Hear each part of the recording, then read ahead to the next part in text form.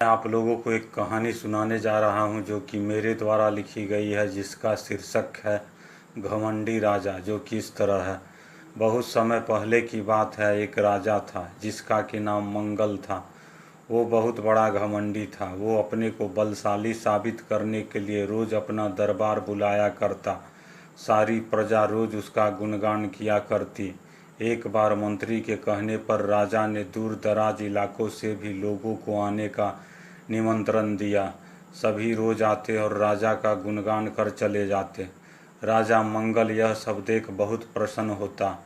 एक दिन एक साधु राजा के दरबार में आया और वो राजा का गुणगान न कर संसार को रचने वाले भगवान का गुणगान करने लगा और कहने लगा, इस संसार को चलाने वाले न तो आप है और न ही मैं।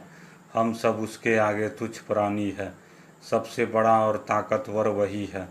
राजा मंगल यह सब सुनकर क्रोधित हो जाता है और उसे धक्के मारकर दरबार से बाहर निकालने का आदेश देता है। यह सब करके भी राजा का क्रोध शांत नहीं होता। एक दिन राजा उस साधु के कुटिया तक पहुंच जाता है। राजा को देख साधु उसका तिरस्कार न कर उसे आदर पूर्वक बैठाता है। कुछ समय पश्चात साधु राजा को भिक्षा से प्राप्त भोजन करने को देता है।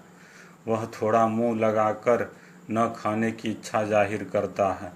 यह सब देख साधु राजा से कहता है, जब न ही खाना था तो इसे झूठन तो नहीं करना चाहिए।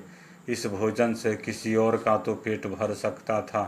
फिर साधु कहता है, ये अन्न भोजन देने वाले न तो आप है और न हम। ये सब संसार के रचने वाले की कृपा से प्राप्त होता है। बस हम सबको उसका आदर करना चाहिए। यह सब देख और सुन के राजा और क्रोधित हो जाता है और घर को लौट आता है। अगले दिन राजा मंगल फिर उस साधु के कुटिया तक पहुंच जाता है। उस वक्त साधु एक पेड़ के नीचे ध्यानमग्न होकर तप कर रहा था। यह देख राजा को एक शरारत सूझी। उसने उस मधुमक्खी के छत्ते पर प्रहार किया जिस पेड़ के नीचे साधु बैठा था। छत्ते पर प्रहार करते ही छत्ता राजा के सिर पर जा गिरा। तब सारे मधुमक्खी उस राजा के पीछे दौड़ पड़ती है। राजा भागता इधर उधर होता रहता। कभी वो दायां होता, कभी वो बायां होता, कभी वो पेड़ के पीछे छुपता कि इतने में साधु की ध्यान मगनता टूट जाती है। तब वह राजा को एक कंबल ला कर देता है। तब वो राजा उस कंबल में अपने शरीर को छुपाकर उन मधुमक्खियों से छुटकारा पाता है।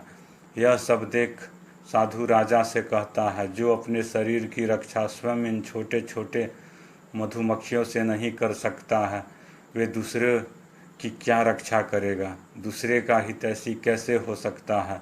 यह सब सुन राजा बहुत लज्जित होता है। यह कहानी हमें यह सिखलाती है कि हम सबको कभी भी किसी बात का घमंड नहीं करना चाहिए और खुद को कभी भी बड़ा साबित करने से बचना चाहिए।